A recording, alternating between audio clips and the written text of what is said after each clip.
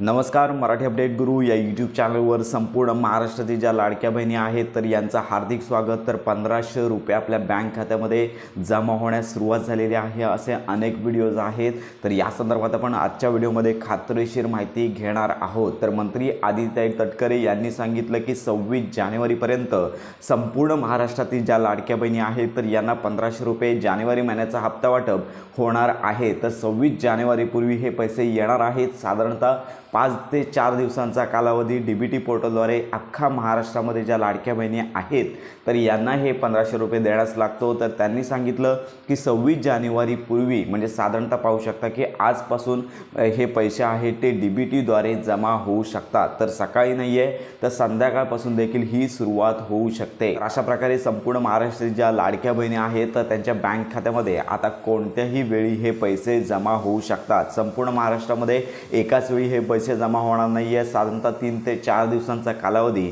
सर्व ठिकाणचे पैसे जमा होण्यास लागू शकतो। त्यामुळे आता संपूर्ण महाराष्ट्रातील लाडक्या बहिणी आहेत तर यांची प्रतीक्षा संपलेली आहे। ज्यांना यापूर्वीचे हप्ते मिळत होते त्यांना हे 1500 रुपये दिले जाणार आहेत। तर सरसकट सगळ्यांना 1500 रुपये मिळणार आहेत।